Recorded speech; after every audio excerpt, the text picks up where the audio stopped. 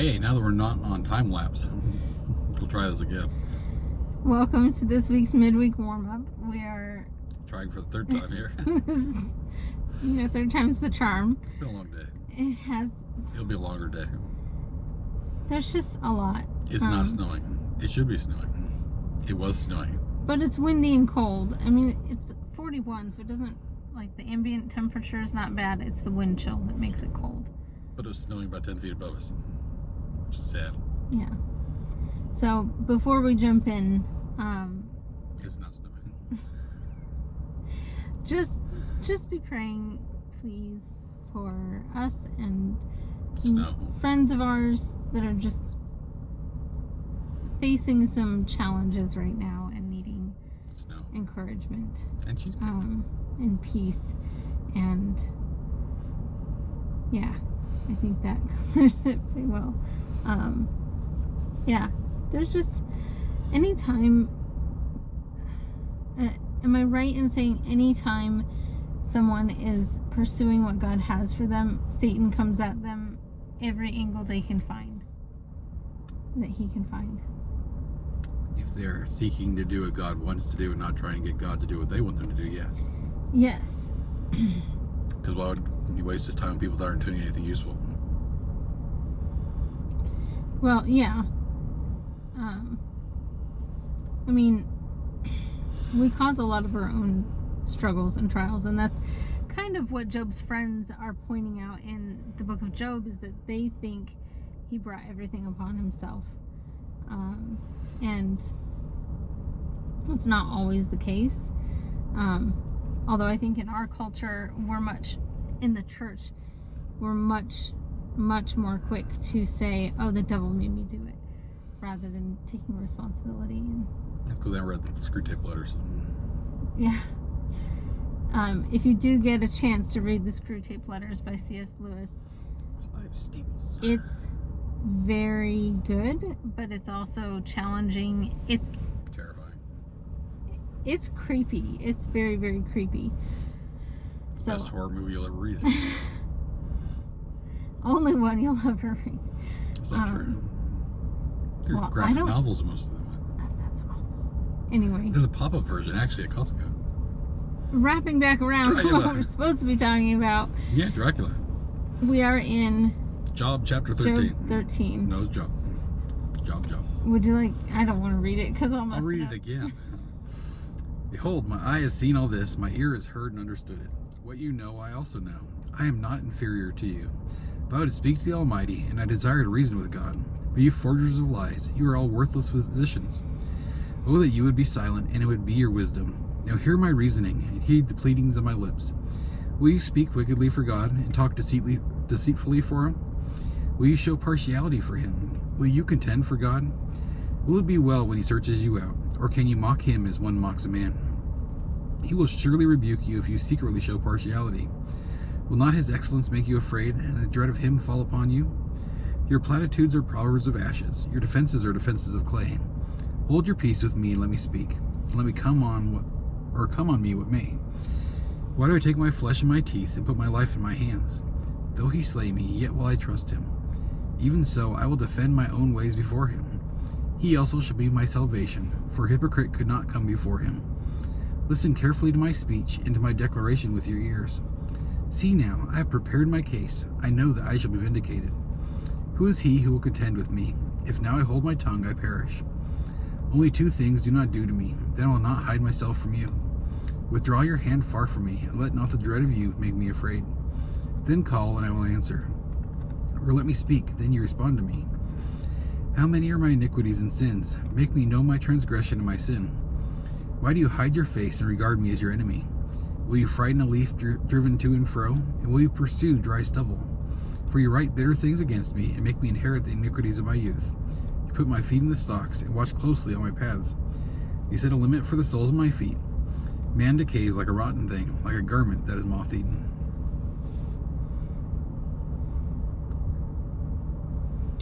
That's, again, Job's normal, definitely not flowery, exciting, like It's like Edgar Allan Poe. It's just like makes you want to go Oh yeah, this is so exciting. I love it. But Cool, he great. is so, I think at this point, chapters 12 and 13 to me are where he really starts to turn around from that sorrowful kind of self-pity, and he starts to realize a little bit more and acknowledge, I guess, more that God is sovereign and God is in charge. And Well, it's him really providing an apology against his friends, and it's not an apology like we think of today normally, where you say, "Oh, I'm sorry, I apologize for being an idiot," or doing blah blah blah. Apology is actually the Greek word for apologia, which is for reasoned defense, and this is him going through and saying step by step, this is why I'm innocent and this is why you're wrong.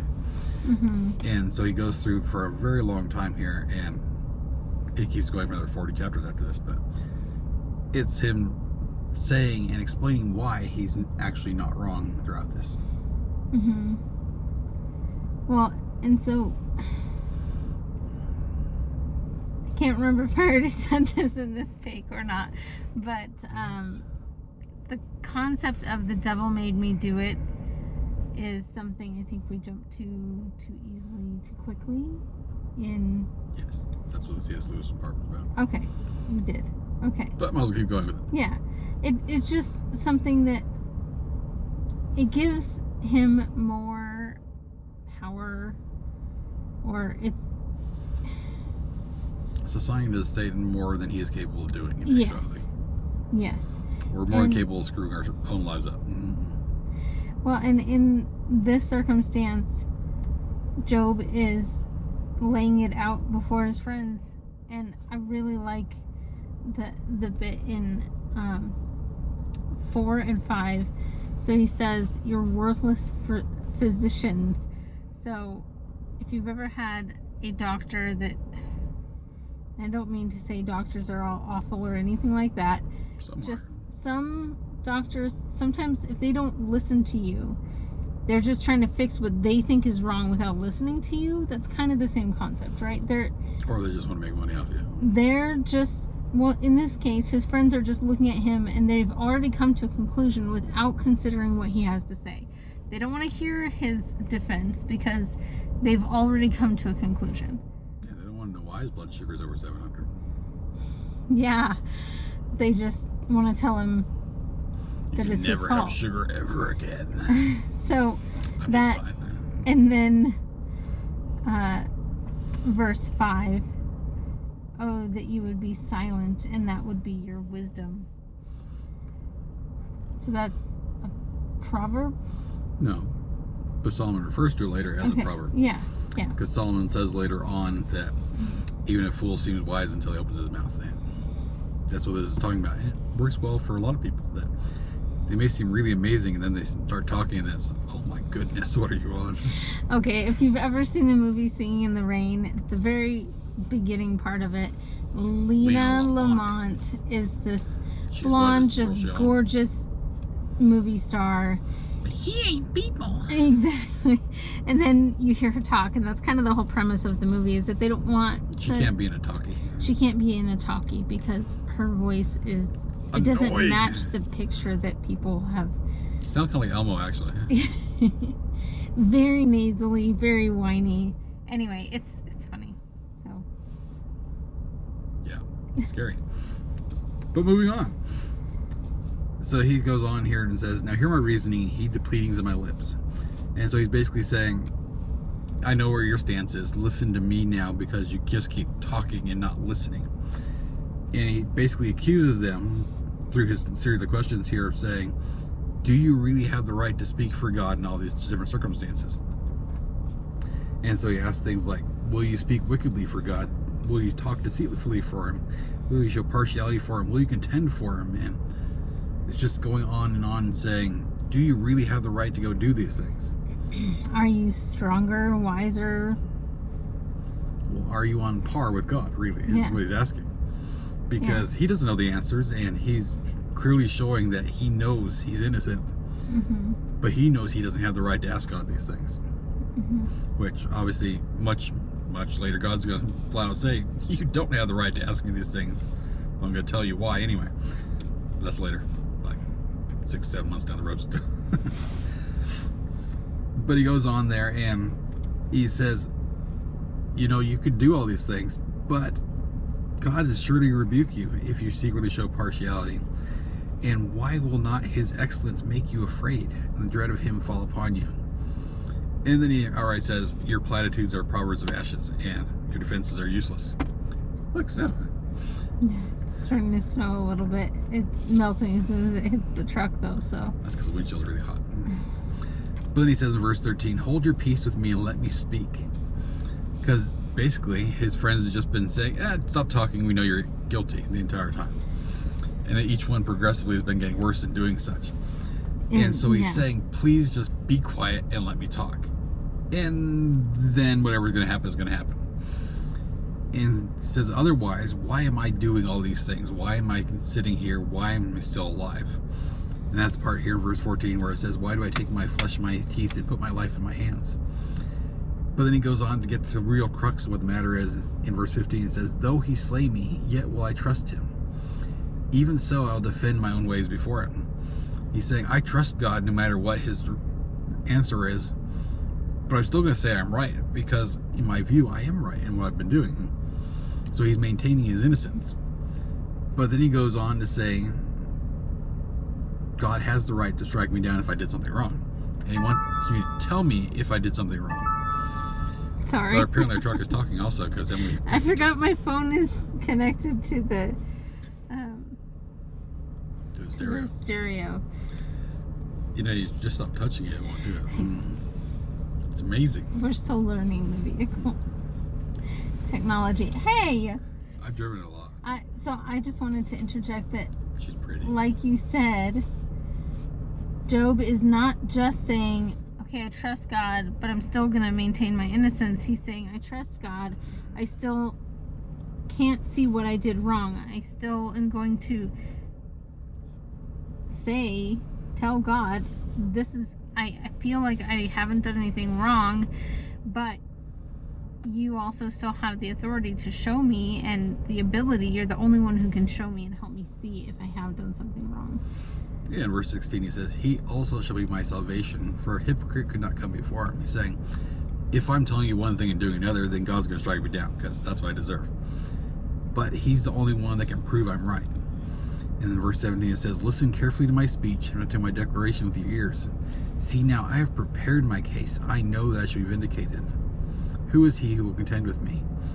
And he's saying, I've come before you now. I have all my defense of what I did and have not done. Which one of you can prove that I'm wrong? And his own response rhetorically to them is, if I hold my tongue now, I'll perish, because they're going to say he's wrong.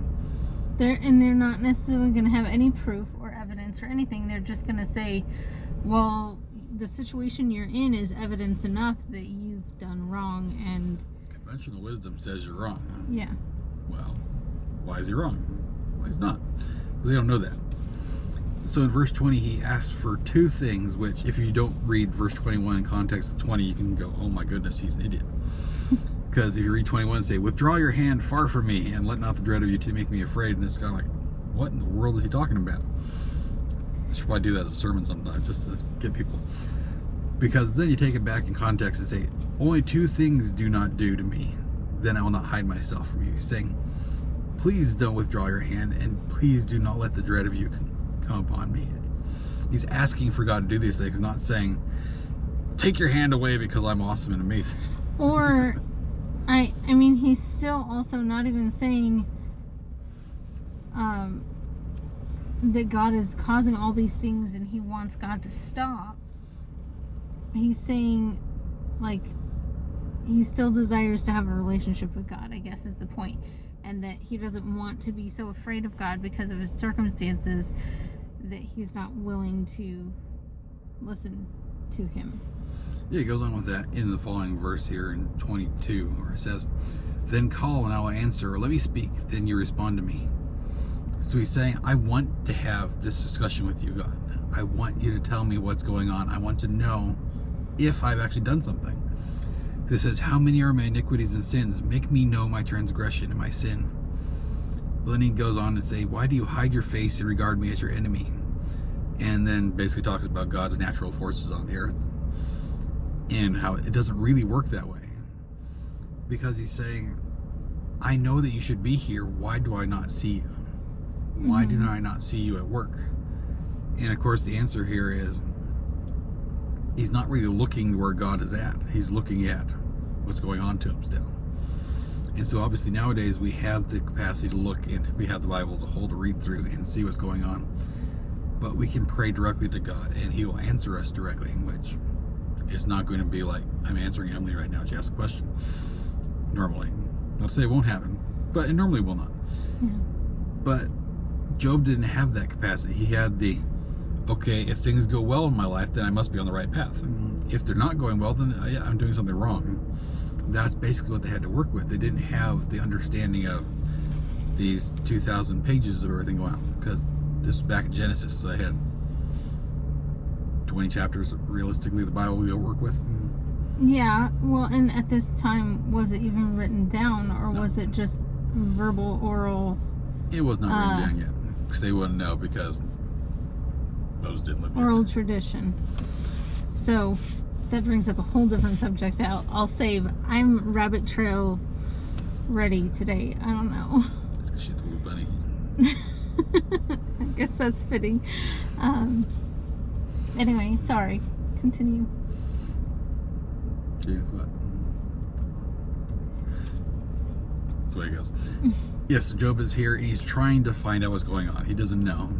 And he wants to talk to God, but God's not standing there. He doesn't have the capacity to do what Adam did, where God physically walked with Adam in the garden and he could talk to him directly. And obviously he talked directly to Moses later on through the burning bush and other things that caused Moses to shine. And would have killed him if he had just let him see him. Mm-hmm. But Job doesn't have that. And so he is here hoping for God to talk directly to him, which he will do, as I keep alluding to. But we're not there yet. And this is still him questioning, asking what's going on, where is this going to? Mm-hmm. So I don't know if you've ever heard of the poem Footprints, which is based upon this part here, Job actually, and referenced also in Jeremiah, but it's talking about him saying, I have had all these problems. What is going on? Where are you at, God? Why are you not here with me? Mm-hmm.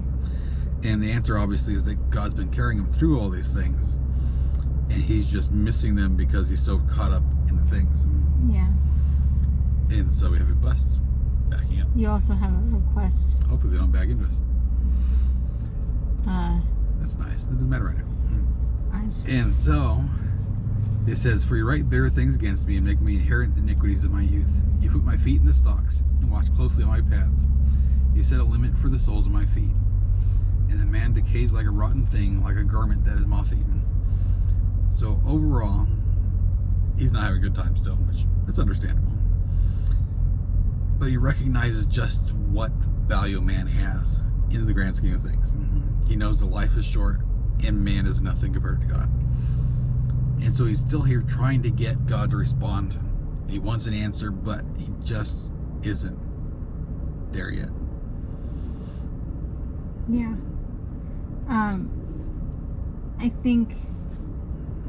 I guess I wonder why God didn't step in at this point to explain it to Job.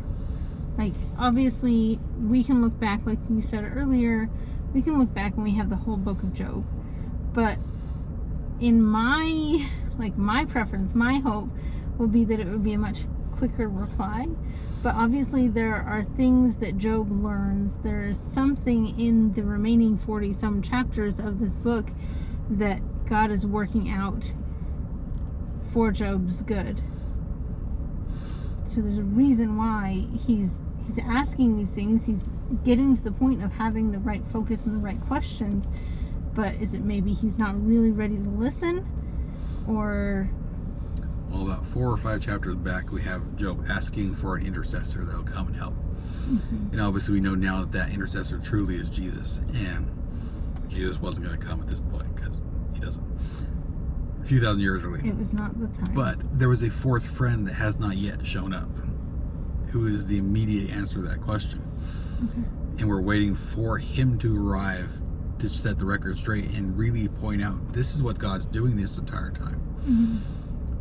But we're not there yet. And so we're going to have more chapters of his friends insulting him and being jerks and going on for a while. Maybe well-intentioned, but also sort of self-righteous.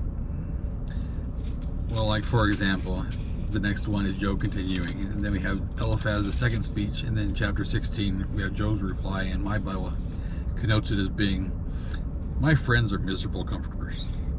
And if you ever had a miserable comforter as a friend, you'll understand, which I bet you have. People just are bad at it sometimes. Sometimes and it just keeps going, and there's more of his friends talking, more of his friends talking, and more of his friends talking, and we'll get through it. But know the answer in the long run is that God's in charge. Yes. And Job knows that. Even if he slay me, yet I will trust him. So he's saying that very clearly, even in this chapter. I don't understand what's going on. I don't understand why I'm here, because I still feel I'm innocent, but I'm still going to trust God. Bad things happen in life. That's how a fallen world works. And there's nothing that we can do about that. And there's nothing to be done because God's still in control. And there's nothing that'll happen that God doesn't know about ahead of time, and that God doesn't know the result of it. And he has to allow everything too. So as long as you trust what God's doing, God will take care of you. Yes. Trust and obey. Even when the snow stops. Yeah. It keeps kind of spitting a little, and then it stops, and then it melts, and then it does it again. I wanted to clean the trailer. So, well, I don't know that it'll do that, but... Oh, it will. All right. Okay, let's pray. Dear Lord in heaven, thank you for this day, and thank you that you are a great and mighty God. We just lift up before you now the troubles and trials that are going around us, and ask that you would provide for resolutions to all these things that is will bring glory to your name. Just use our lives to bring glory to you too, and just thank you for the beautiful snow that we had for a few minutes, and help the snow more. In the wonderful name I pray, amen. All right, thanks so much for bearing with us through this kind of rambly video. And well, at least one of the videos. It's hard to separate them at this point, but I think this one was, one take done. It's the money shot. There's my good side. I don't have a good side, sorry. This side. And anyhow, side. Stop. Anyway, we'll talk to you next week. Let us know your thoughts, and we should have another video coming out, a special announcement coming out in the next few days to a week, and not that kind of special, but we're very excited about it, and we are looking forward to sharing it with you all. So cool. Let us know your thoughts, and we'll like cheesecake. Be back soon. Oh, he's always excited for cheesecake. Or Pepsi. All right. Pepsi cheesecake. Bye.